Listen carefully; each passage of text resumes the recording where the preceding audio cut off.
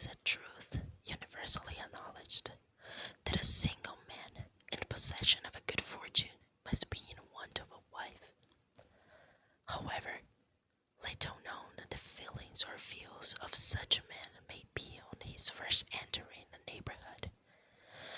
This truth is so well fixed in the minds of the surrounding families that he is considered the rightful property of someone or other of their daughters. "My dear Mr. Bennet," said his lady to him one day, "have you heard that Netherfield Park is let at last?" Mr. Bennet replied that he had not. "But it is," returned she, "for Mrs. Long has just been here, and she told me all about it." Mr. Bennet made no answer. "Do you not want to know who has taken it?" cried his wife impatiently. "You want to tell me, and I have no objection to hearing it." This was invitation enough. "Why, my dear, you must know.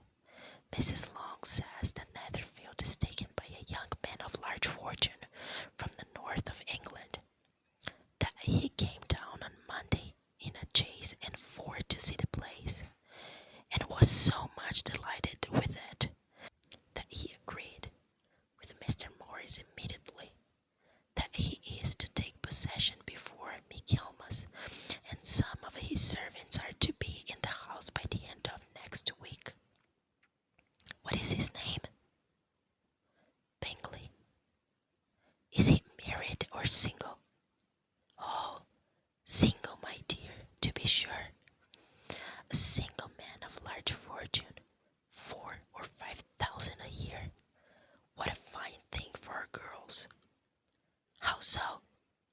How can it affect them?" "My dear Mr. Bennet," replied his wife, "how can you be so tiresome? You must know that I'm thinking of his marrying one of them." "Is that his design in settling here?" "Design? Nonsense! How can you talk so? But it is very likely that he may fall in love with one of them, and therefore you must visit him as soon as he comes." "I see no occasion for that. You and the girls may go, or you may see them by themselves, which perhaps will be still better, for as you were as handsome as any of them, Mr. Bingley may like you the best of the party." "My dear, you flatter me. I certainly have had my share of beauty, but I do not pretend to be anything extraordinary now. When a woman has 5 grown-up daughters, she ought to give over thinking of her own beauty. In such cases, a woman has not often much beauty to think of.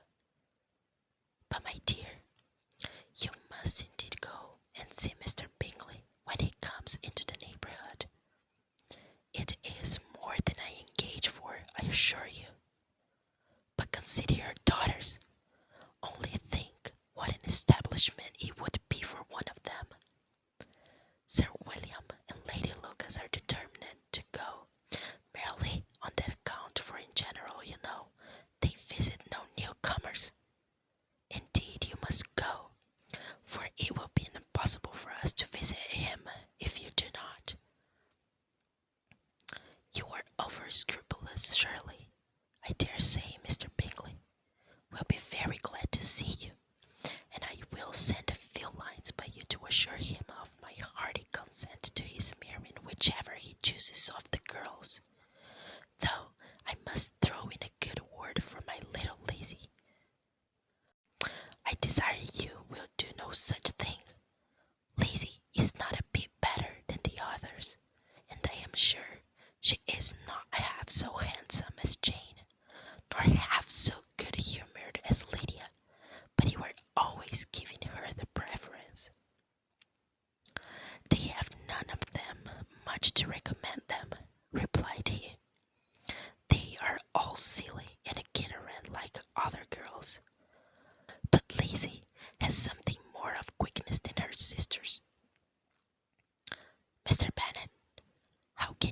produce your own children in such a way. You take delight in vexing me. You have no compassion for my poor nerves. You mistake me, my dear. I have a high respect for your nerves. They are my old friends. I have heard you mention them with consideration these last 20 years at least. Ah, you do not know what I suffer. But I hope you will get over it and live to see many young men of 4,000 a year come into the neighborhood. It will be no use to us if 20 such should come, since you will not visit them. Depend upon it, my dear, that when there are 20, I will visit them all.